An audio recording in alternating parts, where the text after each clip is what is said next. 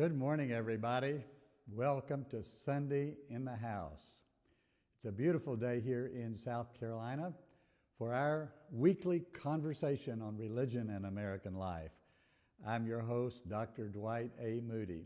I'm going to first of all respond to some things you have written and said to me this past week. We, of course, will have our weekly red letter Bible lesson. I have a photograph from the White House that I'm going to show you and make some comments about. And then I've got this before we start.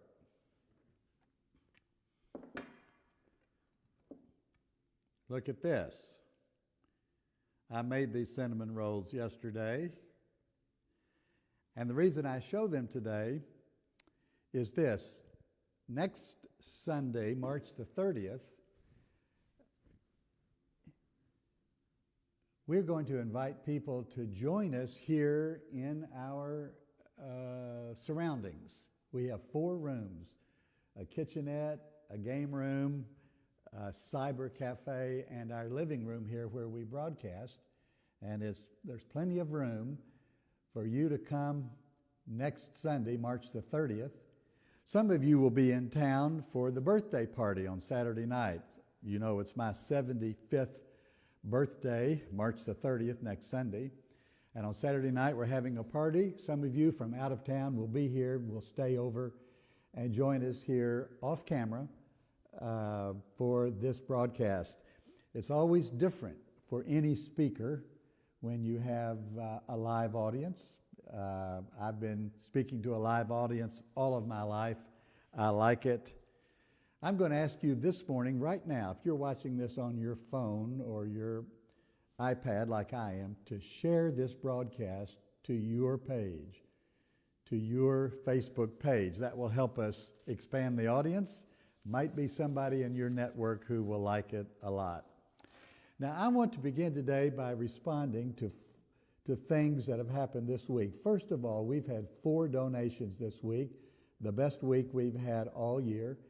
These donations came from Texas, California, Indiana, and Pennsylvania, all across the country where we have an audience. We have friends like you who watch either live or sometime during the week.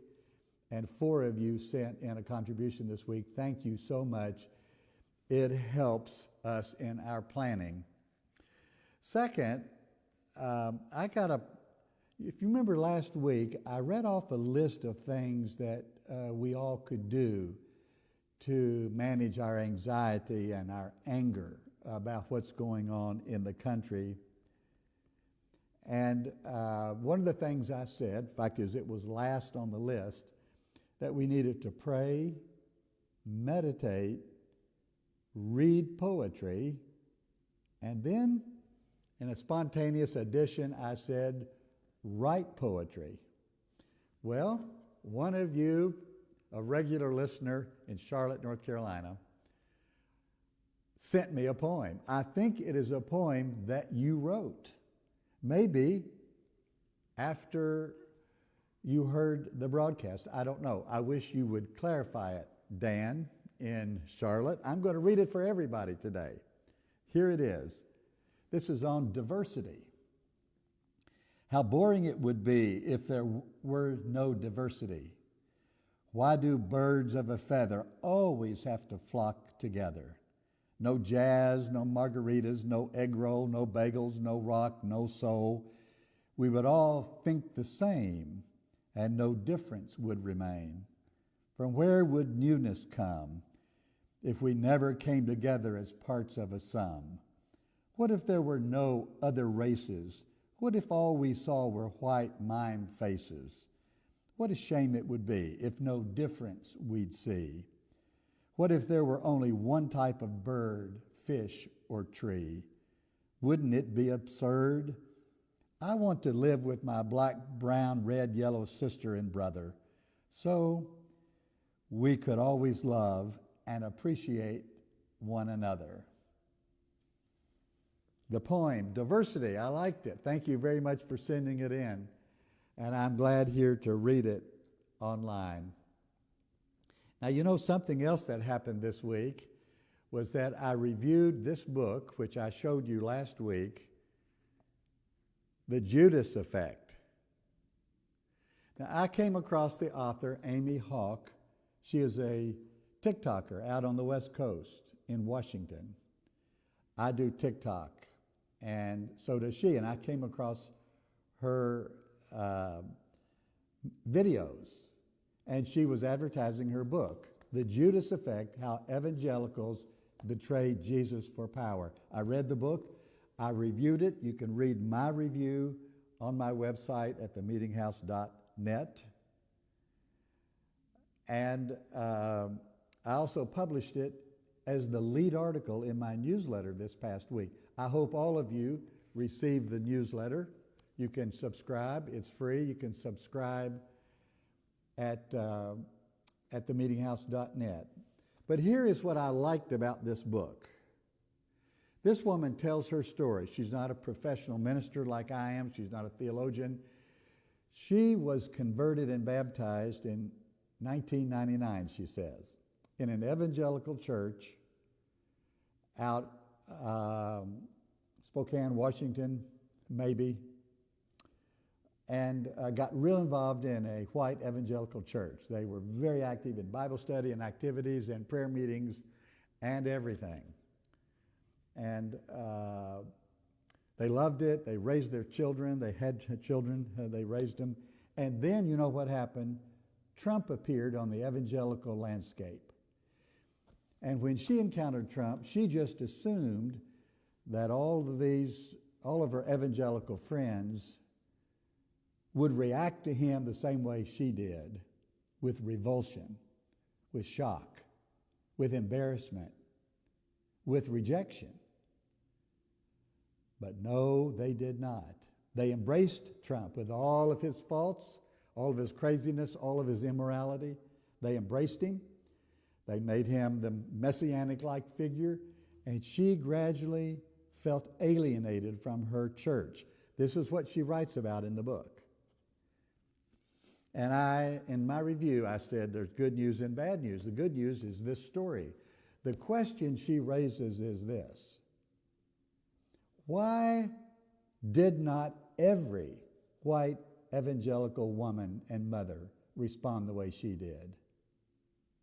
Now, there are thousands of us who did, millions even.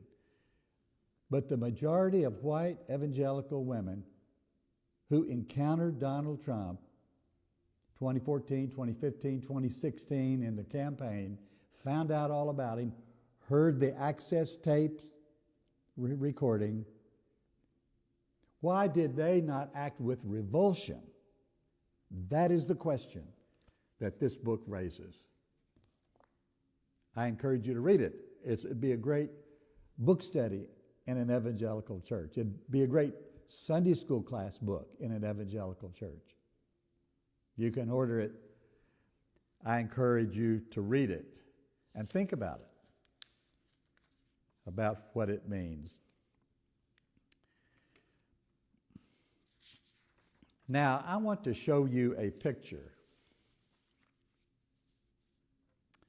I want to show you a picture taken this past week, or in the last 10 days. Now, I believe it was this week, in the White House. This, of course, is in the Oval Office. You see the president there at the beginning. These are all religious leaders around the country. Right behind the president is a man named Rodriguez. He's from the Church of God. Over on the right, second from the right, is a man by the name of Gary Bauer. I know him. I know who he is because he is a graduate of Georgetown College in Kentucky, where I went to school, where I was on the faculty. So I have followed his career. Of course, between him and the president is Paula White, who is the Pentecostal preacher from Florida and is the chief, the leader of this cohort of ministers who are there bowed. I assume they are praying some kind of prayer, and I wonder what they're praying for. And I wonder, is this a photo op? I wonder what this picture is trying to say to us, to you. Now, I posted this on my Facebook page this week and got an enormous response. People commenting on it, people who commented with disgust, people who tried to answer my question, who are all these people? And I did get a response from a national religious publisher who sent me a list of everybody in the picture. I still don't know who is who. Maybe you know some of them.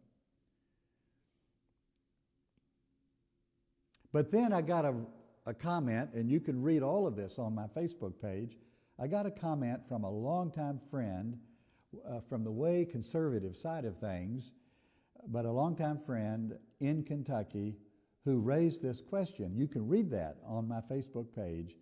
How would my reaction be different if this was a group not of white evangelical leaders, but of progressive, liberal, democratic, religious leaders? How would my reaction be different? I responded to him in print, and I want to respond this morning. I hope you're listening. I want to compare it to another picture. Here is another famous picture taken probably 70, 65, 60 years ago. I think it was exactly 60 years ago. This is from the great March on Selma, Martin Luther King, kneeling in a public place with his people, his religious leaders, praying. Now, both of these are public in the sense that the pictures were taken and it was done with the public in mind. Both of them are trying to send a message. And I want you to think about the difference between these two pictures. 60 years ago, Martin Luther King kneeling in a public place on a march in Selma, Alabama. And this week, these 15 or 16 ministers, evangelical ministers, gathered in the Oval Office, laying hands on, praying for the President of the United States, for Donald Trump. I want you to think about the differences between the settings. The first, of course, was a black man, which is a minority group in America. I think 13, 14, 15% of our population is African American. So he represents the minority. And then in the Oval Office, these white people represent the majority. Take a look at the difference of the place. You have these white ministers in the place of ultimate power, the most powerful room in the world, we sometimes say.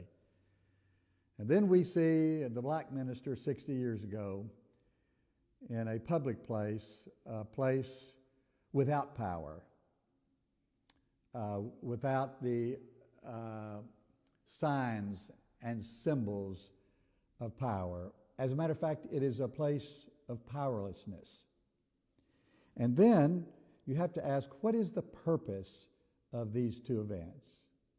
You've got the black man. What is he doing? He's leading a march for justice. He's leading a march for voter rights.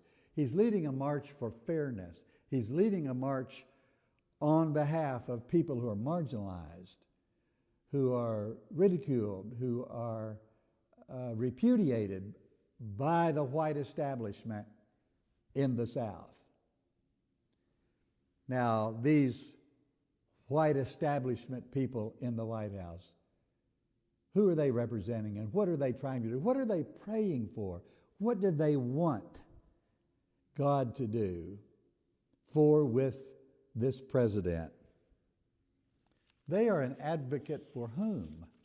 Donald Trump and his agenda? Is this what they're praying for?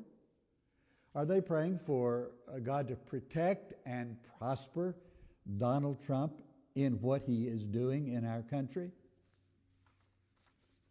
So that leads me to this question. Now, these ministers are all advocates of what we call a Christian nation, They want America to be more Christian, more righteous, more just. And they think that Donald Trump is the man who's going to make that happen. Now, we sometimes call George Washington the father of our country. And we look at Abraham Lincoln, we call him Father Abraham. There's even a song we sing about Father Abraham because he led a rebirth of our country, a rebirth of freedom. Now, here's my question. Is Donald Trump going to be the father of our Christian nation? Is that what's going to happen? Is that what these men are going to, is that what they're praying about? Gathered there in the Oval Office and praying that God would intervene and bless the President of the United States that he might be the father of a Christian nation. Let me ask you this question. Is Donald Trump capable of making us a Christian nation? Are the policies he's putting in place of deporting brown people, of firing federal workers, of putting an end to the refugee program in the United States, of shutting down the Civil Rights Division, are these things going to make us a Christian nation? Are they going to make us a place more like the life of Jesus Christ? It seems to me that our president is favoring the rich over the poor, the white over the brown, the powerful over the powerless, the familiar over the stranger. That leads me, of course, to our red letter lesson today. Now let me explain to you all what that means. We all have Bibles, and I brought mine with me today, in which the words of Jesus are printed in red.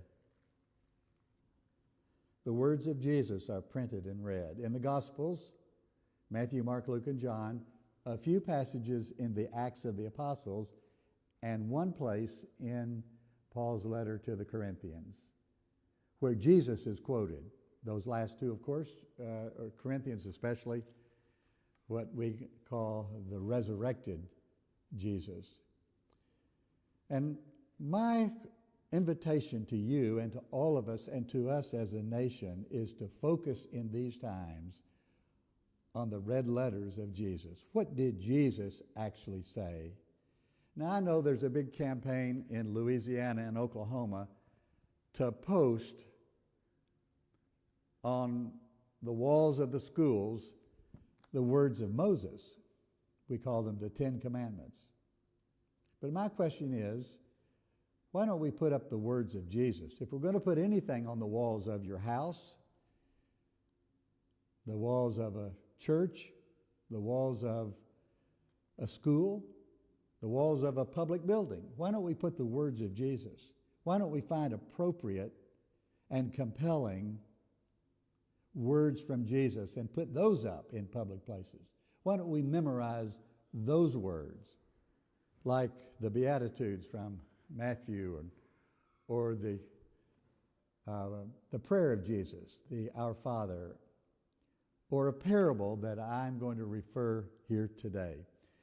Now, last week I started this Bible study by focusing on this same passage, Matthew 24 and 25, two chapters at the end of Matthew's Gospel. And Jesus begins talking about the hard times that his people are going to face. I like this sermon because we are facing hard times, and especially the people who are being deported, the people who've been here for years. A family this year raised their children here, been here 35 years, were surprised when they went to their immigration appointment this week. They were arrested, put on a plane back to South America. Why do we do these kind of things? What is it in the teaching of Jesus that would lead us to do something like that? Jesus, of course, told us to welcome the stranger. So in the book of Matthew, you've got an early sermon, 3 chapters. That's what we call the Sermon on the Mount. And then at the end of his gospel, he has another sermon, and it's chapters 24 and 25. And it begins with very familiar words. So let me open to it in my red letter Bible, if I can. And Jesus went out and departed from the temple. This is in Jerusalem. And his disciples came to him to show him the buildings of the temple. But Jesus said to them, "Do you see all these things? I say to you, not one stone will be left upon another. They will all be thrown down." Jesus was predicting a hard time, the destruction of Jerusalem. It happened about 40 years later. The Roman soldiers came into Jerusalem, surrounded the city, destroyed the city, killed hundreds of thousands of people. Jesus had told his people in this very text that when they see this happening, to get out of town, because there was no resistance to it. That is, Jesus was preparing his people for hard times in their lifetime.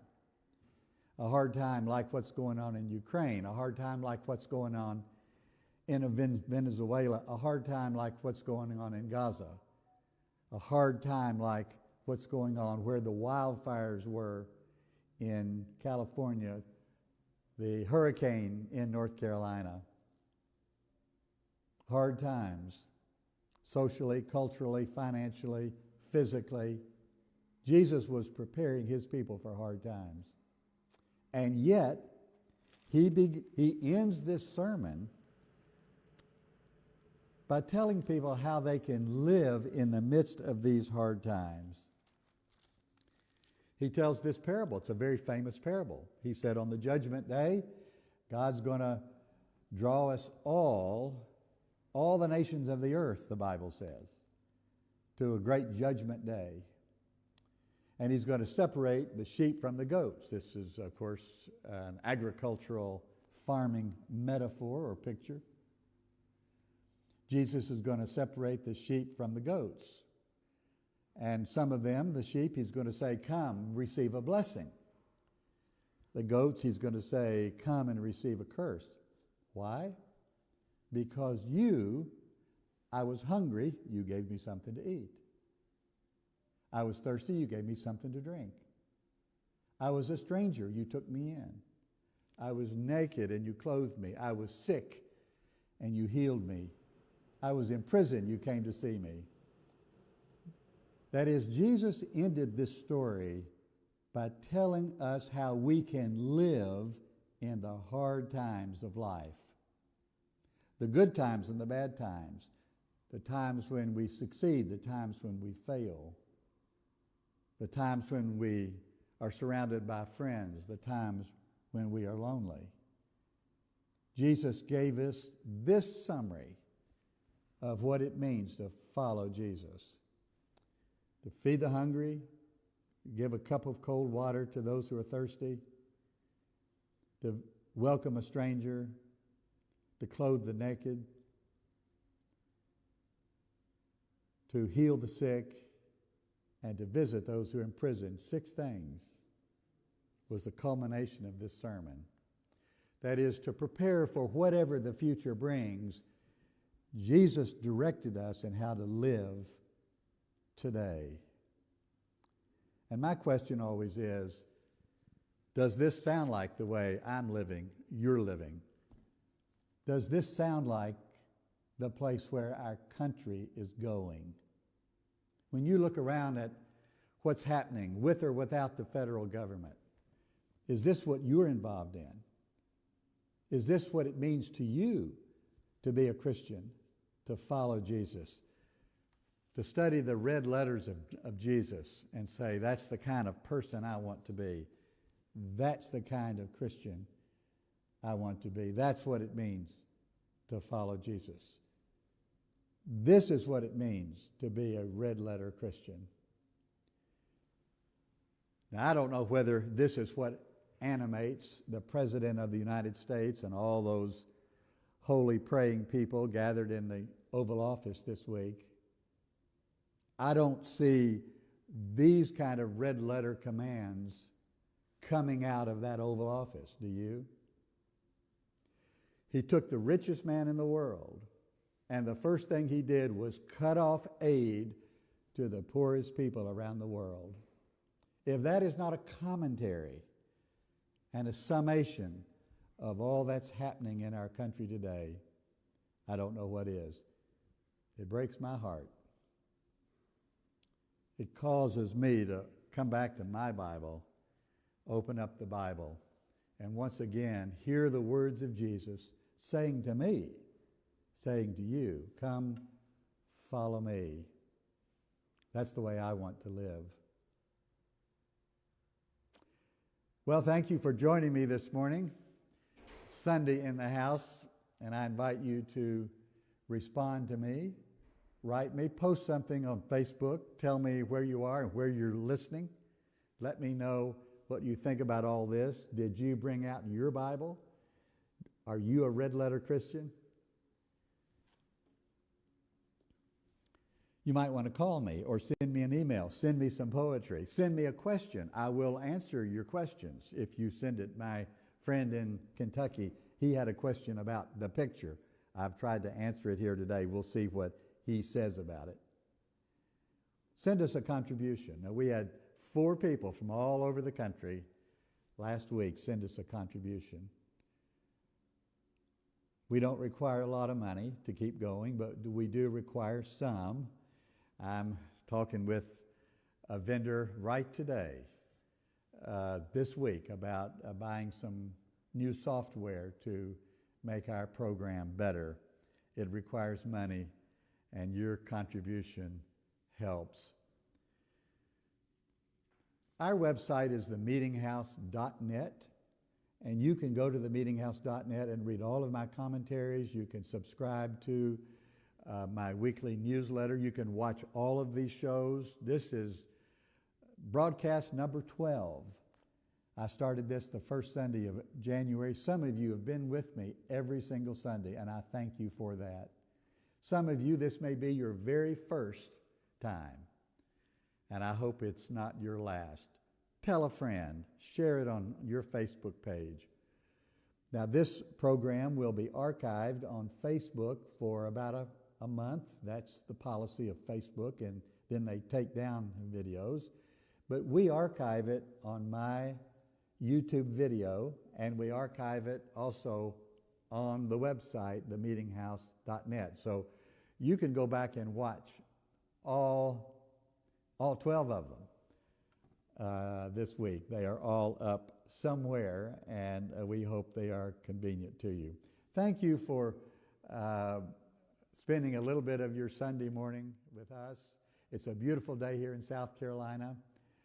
Behind the camera, what I'm facing is a beautiful swimming pool that we're going to use this coming Saturday for my 75th birthday party. And if you're coming from a distance and want to swim, you can, but we're going to have lots to eat. And then next Sunday morning on March the 30th, we're going to welcome anybody who wants to come. And we're going to have, I'm going to get up on Sunday morning and make cinnamon rolls so they'll be fresh.